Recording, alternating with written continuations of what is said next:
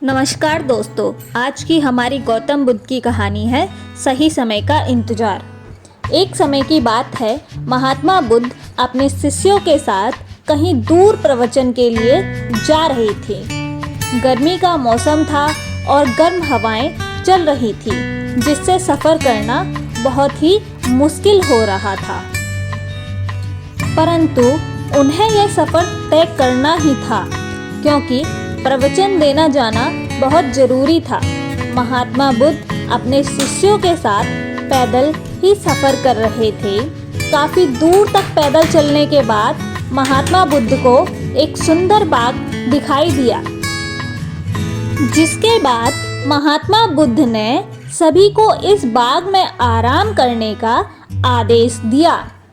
वे गर्मी में सफ़र करके आए थे, इसलिए सभी को प्यास भी लगी थी, परंतु उस बाग में पानी नहीं था और सभी शिष्य प्यास के कारण बेचैन हो रहे थे। महात्मा बुद्ध ने सभी की परेशानी को देखते हुए एक शिष्य को कहा कि तुम बड़े पत्थर पर खड़े हो जाओ और मुझे बताना कि किस तरफ से ठंडी हवा आ रही है। उस शिष्य ने ऐसा ही किया। वह उस बड़े पत्थर पर गया और जाकर खड़ा हो गया। वह समझ गया कि ठंडी हवा किस दिशा से आ रही है। वह महात्मा बुद्ध के पास गया और उसने बताया कि गुरुजी, ठंडी हवा पश्चिम दिशा की ओर से आ रही है। महात्मा बुद्ध ने उसको आदेश दिया कि जरूर उस दिशा में थोड़ी दूरी पर या तो कोई नहर है या फिर तालाब है। तुम वहां जाकर सभी के लिए पानी लेकर आओ।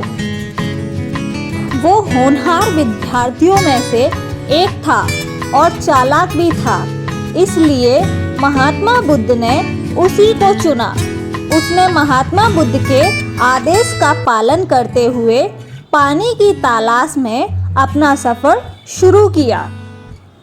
काफ़ी देर तक पैदल चलने के बाद वह एक तालाब के पास जा पहुंचा, जहां उसे पानी मिला और महात्मा बुद्ध की सूझबूझ और अपनी सूझबूझ से वह बहुत खुश हुआ। वह पानी भरने वाला था, तभी उसे तालाब में कुछ जानवर नहाते दिखाई दिए। वह सोचने लगा, यह पानी तो दूषित है, इसमें जानवर नहाते हैं, क्योंकि तालाब की मिट्टी पानी में तैर रही थी। वह ये सोच ही रहा था कि तभी कुछ जानवर, जिनके पैरों में बहुत ज़्यादा कीचड़ लगी थी, वह उस तालाब में घुस गए और नहाने लगे, जिससे तालाब की बहुत सारी मिट्टी पानी में आकर मिल गई। अब वह पानी किसी भी प्रकार से पीने लायक नहीं बचा था।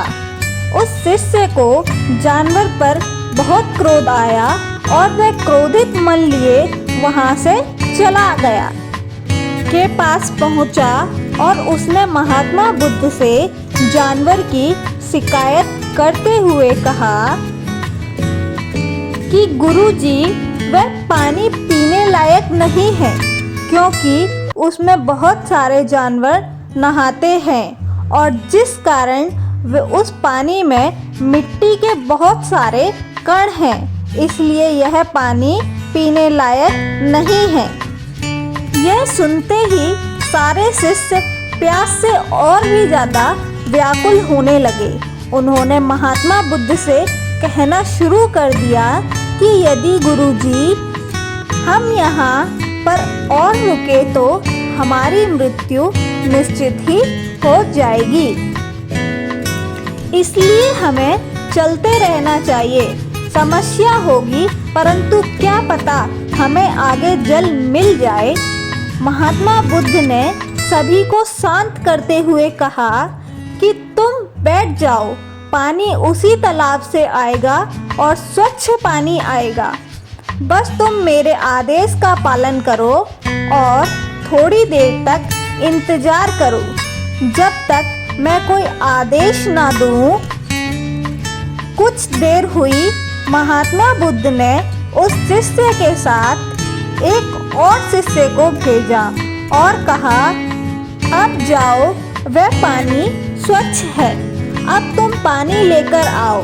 वह दोनों थे कि ऐसा कैसे हो सकता है।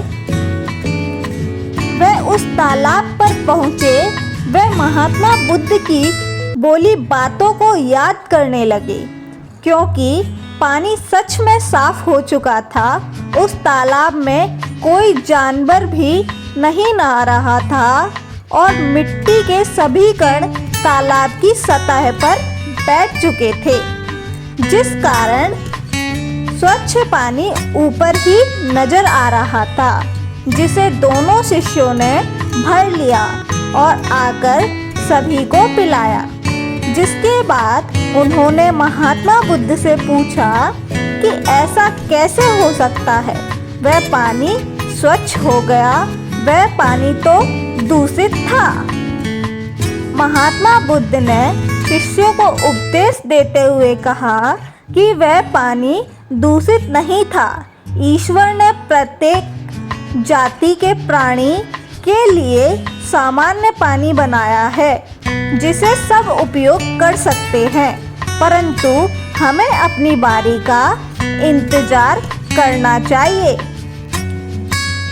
वह जानवर उस स्थान से नहाकर चले गए, जिसके बाद मिट्टी के कण तालाब में बैठ गए और वह पानी स्वच्छ हो गया और तुम उसे भर लाए।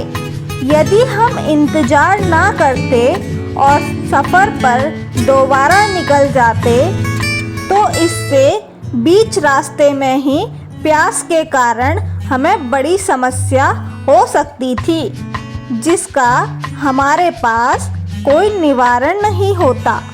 इसलिए सही समय का इंतजार करना एक बेहतर मनुष्य की पहचान है। महात्मा बुद्ध ने सभी शिष्यों को कहा कि मुश्किल वक्त में हमें कभी मानसिक नियंत्रण नहीं खोना चाहिए। सोच समझकर फैसला लेना चाहिए, वरना हमें इसका नुकसान बहुत बड़ा देखने को मिल सकता है, जिसका शायद हमारे पास कोई निवारण भी ना हो। सभी शिष्य समझ गए कि महात्मा बुद्ध उन्हें क्या बताना चाहते हैं। महात्मा बुद्ध ने सही समय का इंतजार करना सिखा रहे थे, जिसमें वह सफल रहे और शिष्यों को इसी प्रकार का जीवन की एक अहम सीखने को मिलती है। भगवान बुद्ध किसका ध्यान करते हैं? दोस्तों, गौतम बुद्ध ईश्वर का ध्यान किया करते थे और वह लोगों को कहते थे कि ईश्वर का मतलब है सभी प्रेम भाव से रहें और हिंसा ना करें। यही ईश्वर की इच्छा है। इसलिए उनके साथ के लोग भी ईश्वर का ध्यान किया करते थे।